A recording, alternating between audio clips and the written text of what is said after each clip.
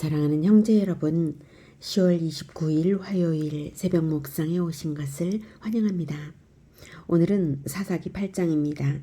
6장부터 기드온 이야기가 시작되어서 꽤 길게 가고 있죠. 이스라엘에 왕이 없던 시절 하나님의 법을 내면화하지도 못하고 지도력도 계승하지 못하던 암흑기가 사사시대였고요. 온니엘, 에훗, 삼갈, 드보라, 기드온까지 왔지만 이들 사사들이 대를 이어서 세워진 존재들이 아니라 국난 극복의 주역으로 난세의 영웅이죠. 그렇게 불쑥불쑥 등장한 지도자들입니다. 그래서 기드온도 겁쟁이였고 연약한 자였는데 하나님께서 큰 용사여라고 부르시면서 정말 큰 용사를 만들어가고 계시는 중이고요. 미디안과 동방연합군 13만 대군이었지만 불과 300명의 기드온 군대가 횃불과 나팔만으로 적군을 교란시키고 크게 쳤어요. 그리고 요단강을 건너려고 도망치는 적군들을 에브라임 지파가 치고 적장들을 죽여서 이겼습니다. 그런데 거기까지는 좋았는데요. 예기치 않은 다툼이 발생합니다. 아직 적군들을 추격해야 하는 그 전쟁의 와중입니다. 8장 듣겠습니다. 8장. 에브라임 사람들이 기드온에게 이르되 내가 미디안과 싸우러 갈 때에 우리를 부르지 아니하였으니 우리를 이같이 대접하면 어찌 됨이냐. 하고 그와 크게 다투는지라. 기드온이 그들에게 이르되 내가 이제 행한 일이 너희가 한 것에 비교되겠느냐. 에브라임의 끈물 포도가 아비에셀의 만물 포도보다 낫지 아니하냐. 하나님이 미디안의 방백 오렙과 스앱을 너희 손에 넘겨주셨으니 내가 한 일이 어찌 능히 너희가 한 것에 비교되겠느냐. 하니라. 기드온이 이 말을 하매 그때에 그들의 노여움이 풀리니라. 기드온이 하나님의 부르심으로 미디안 연합군으로부터 이스라엘을 구하기 위해 군대를 소집할 때에 그는 우선적으로 미디안의 침략으로부터 피해가 극심했던 인근 지역 지파들을 불렀습니다. 자기 지파인 므낫세와 그리고 납달리, 스불론, 아셀 지파들이고요. 그러다가 미디안에 대한 기습 공격이 성공을 거두자 이제 도주하는 미디안 군사를 섬멸하기 위해서 퇴로를 차단했어야 했어서 그래서 그 퇴로를 차단하는데 용이한 위치에 있던 에브라임 지파의 원군을 이제 요청했죠. 원군이라기보다는 아무튼 사자들을 보내가지고 너희들도 일어나서 싸워라 이렇게 한 거죠. 예, 그렇게 해서 성공했습니다. 그런데 한 가지 문제가 있었습니다. 즉 에브라임 지파가 미디안의 대장들인 오렙과 스앱을 죽이는 성과를 거두니까 기고만장해졌는지 기드온에게 트집을 잡고 있는 것입니다. 전투에 왜 자기들을 처음부터 참여시키지 않았냐고, 자기들을 무시하냐고 항의를 한 것입니다. 기드온은 므낫세 지파의 아비에셀 가문입니다.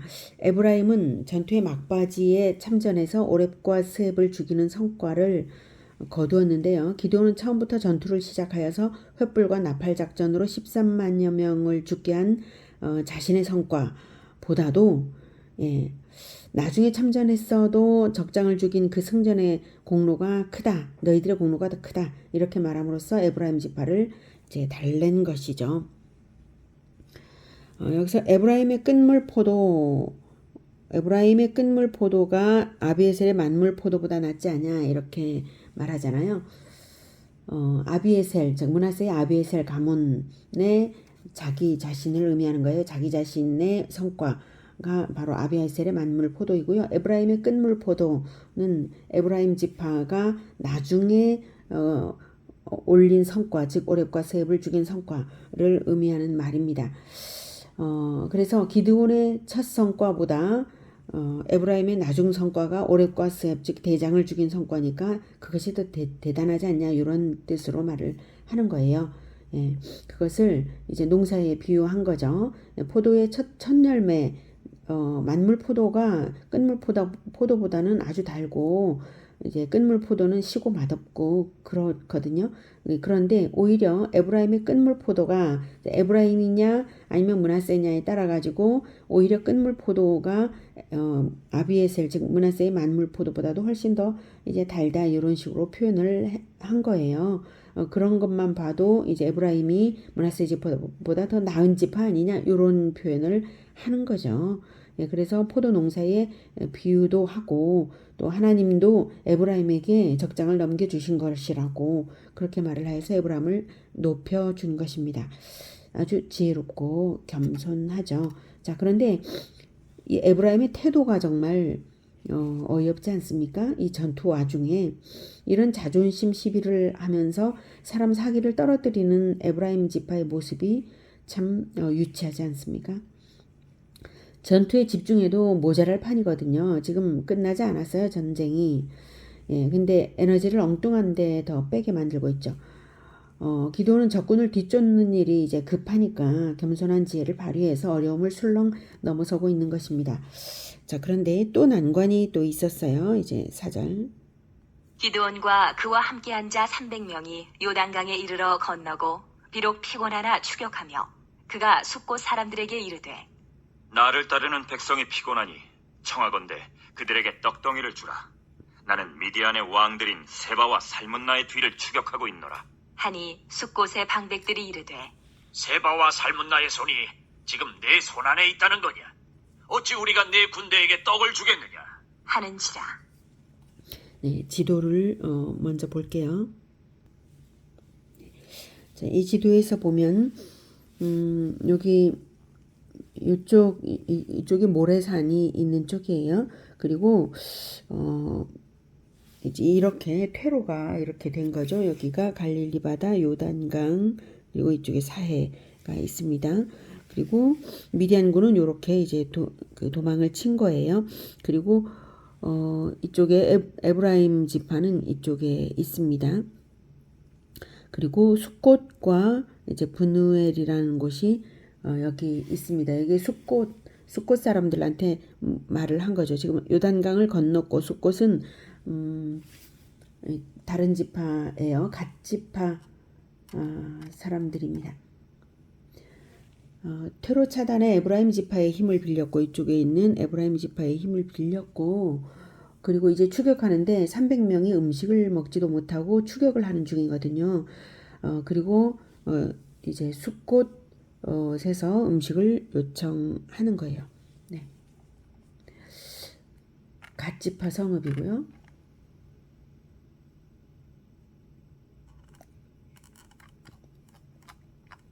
자, 계속해서 기드온 군사가 이제 300명 뿐이지만 수만 명을 추격하고 있기 때문에 그리고 또 음식도 못 먹고 있는데 그러면 같은 이스라엘 민족 언약 공동체잖아요. 그럼 처음부터 참전하지 못한 것을 미안해야죠. 그러면서 도와야 할 텐데 전혀 반대의 반응을 보인 것입니다. 6절에 이제 숫곳의 방백들이 말을 하는데 세바와 살문나의 손이 지금 네 손 안에 있다는 거냐? 어찌 우리가 네 군대에게 떡을 주겠느냐라고 말을 했어요. 세바와 살문나는 미디안 왕과 연합국의 왕 이름이고요. 고대의 전쟁에는 적장을 죽인 후에 그 손을 잘라서 가져오곤 했었는데요. 숫곳의 방백들은 이제 세바와 살문나의 손이 지금 네 손 안에 있다는 거냐라는 말로 즉 네가 승리했다는 것이 보장되었냐라고 비웃으면서 음식 주기를 거절한 거예요.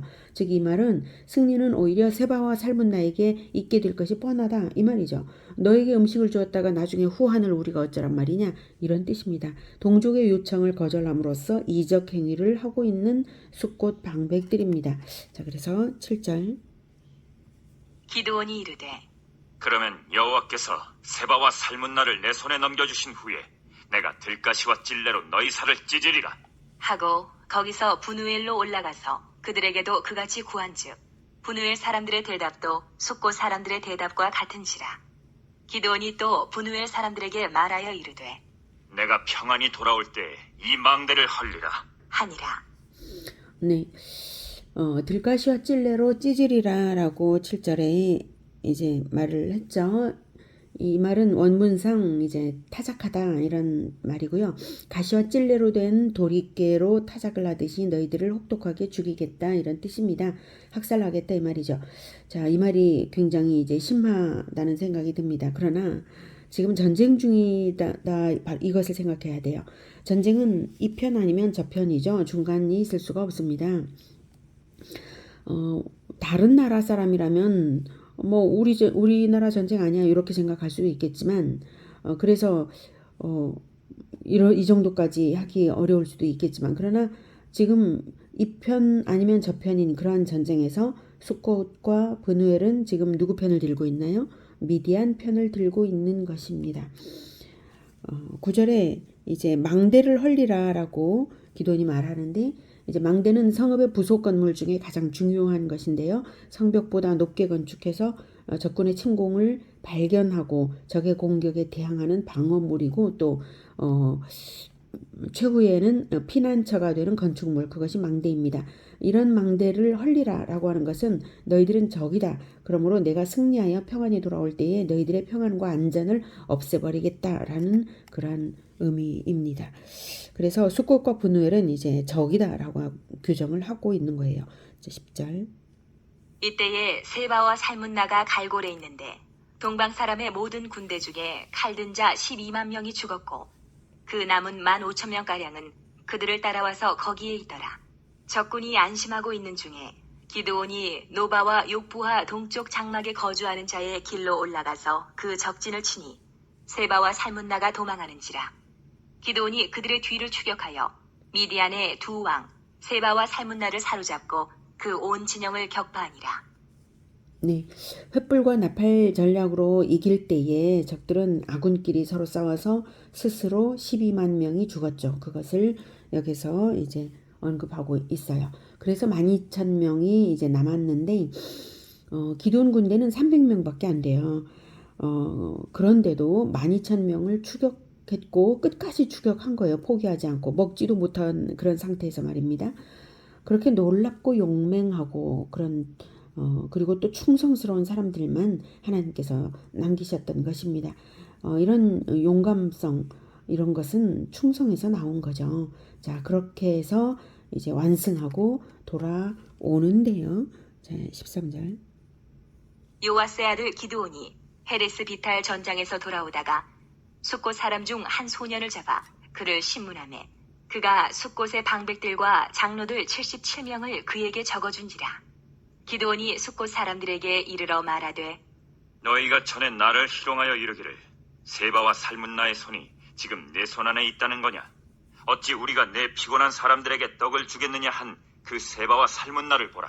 하고 그 성읍의 장로들을 붙잡아 들가시와 찔레로 숫곳 사람들을 징벌하고 분우의 망대를 헐며 그 성읍 사람들을 죽이니라. 네, 이렇게 말한 대로 기드온은 결국 숫꽃과 브누엘을 징벌했습니다. 기드온의 처사가 너무 심한 것 아니냐 생각이 들죠. 자, 우리가 알아야 할 것은 영적 전쟁에서는 두 편밖에 없다는 것을 먼저 생각해야 합니다. 예수님 편 아니면 마귀 편입니다. 예수님 편에 서지 않으면 마귀 편인 것입니다. 그것이 영적 전선의 진실입니다. 예수님이 십자가를 지셔서 마귀의 종들의 손에 죽임을 당하셨으므로 그리고 예수님께서 죽으실 때에 자기를 죽이는 자들을 포함하여서 죄인들의 죄사함을 위하여 기도하셨으므로 하나님께서 그 죽음을 죄인들의 대속을 위한 죽음으로 받으셨습니다. 이로써 예수님은 자기의 죽음으로써 모든 인간들을 자기 편으로 받아들이신 것입니다. 기드온의 처사와는 정말 정반대로 너무나 감격적인 그러한 예수님의 은혜입니다. 예수님 안으로 들어오면 예수님의 반대편이 아니라 예수님 편이 되고 예수님의 죽으심이 대속이 되어서 구원받는 것입니다. 그런데 예수님 안으로 들어오지 않는 자는 예수님을 죽인 자 편인 것입니다. 오늘 본문은 이 영적 전쟁의 실상이 이 편이냐 저 편이냐 예수님 편이냐 예수님을 죽인 자 편이냐 예수님의 은혜를 받는 자냐 예수님을 죽인 자 편이냐 이것이 너무나 이제 분명하다라고 하는 것을 알게 하는 그러한 본문이라는 점입니다. 예수님의 부활은 예수님의 완전한 승리를 증명합니다. 예수님 안으로 들어온 자들의 부활을 보장하는 예표입니다. 승리자 편이냐 패배자 편이냐, 예수님 편이냐 마귀 편이냐, 이 엄중한 선택밖에 없다는 것이 영적 진실입니다. 만약 기드온이 돌아올 때에 이 숫곳과 브누엘 사람들에게 이렇게 잔혹하게 하지 않았어도 숫곳과 브누엘 사람들이 에브라임 사람들처럼 여전히 교만한 마음을 가지고 기드온 편을 안 들 수도 있겠죠. 그렇다면 그제야말로 정말 그들은 마귀 편이다라고 말할 수 있겠습니다. 기드온의 그 너그러움이 약간 부족한 점이 아쉬움으로 남긴 하지만 오늘 본문에서 우리가 배워야 할 점은 그 부분보다도 이제 승리자 편이냐 패배자 편이냐, 예수님 편이냐 마귀 편이냐, 이 엄중한 선택밖에 없다라고 하는 이 영적 진실을 우리가 직시해야 된다 이것입니다. 그러므로 우리가 예수님을 분명하게 믿고 입장 분명하게 해야 한다 이것과, 그리고 우리가 복음을 전하는 것이 곧 최전선의 영적 전투라는 사실을 알아야 합니다. 복음을 전하는 자가 되는 것이 최고의 지혜이고 최고의 지혜입니다. 최소한 복음을 전하는 자들에게 협력하는 것, 그것은 차선이 되겠죠. 만약 최선도 아니고 차선도 아니고 오히려 복음 전도자들을 조롱하는 자가 있다면, 그 숫곳과 브누엘 사람들처럼 조롱하는 자가 있다면 그는 누구 편이겠습니까? 영적 전투에서는 두 편밖에 없다는 것을 생각해 주시기 바랍니다. 복음화 제자화의 영적 전쟁에서 기드온의 300용사와도 같은 그리스도의 군대가 되십시다. 설령 그렇게 못한다 하더라도 최소한 예수님 편에 굳건히 서서 예수님께 협력하는 복음 전도자들을 돕는 그런 여러분이 되시기를 권해드립니다.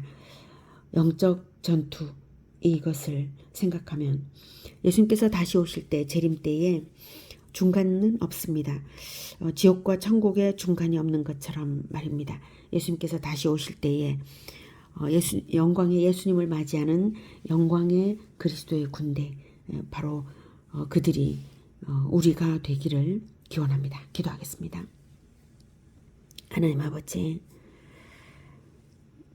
그리스도의 군대가 되어서 300명의 기드온의 용사들처럼 끝까지 포기하지 않고 그리스도의 군대로서 싸우는 우리가 되기를 원합니다.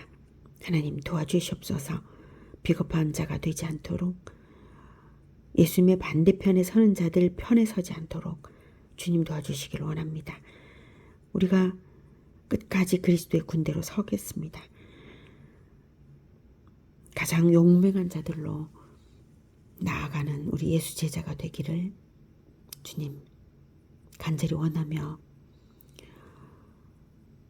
동아시아 선교를 위하여 우리가 한 마음으로 헌금을 하고 보낼 수 있게 하셨던 것 너무나 감사합니다.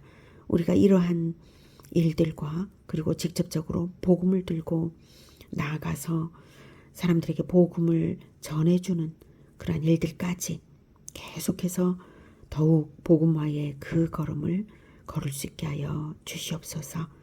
오늘도 복음을 들고 나아가겠습니다. 합격전도에서 주님께서 함께하여 주셔서 많은 아이들이 예수님을 영접하여 구원받도록 주님 도와주시며, 복음을 위한 발걸음 오늘도 걸어가게 하실 때에 안전하고 건강하고 평안하고 형통하도록 우리 모두를 지켜 주시옵소서. 예수 그리스도 이름으로 기도드립니다. 아멘. 이어서 개인 기도하시겠습니다.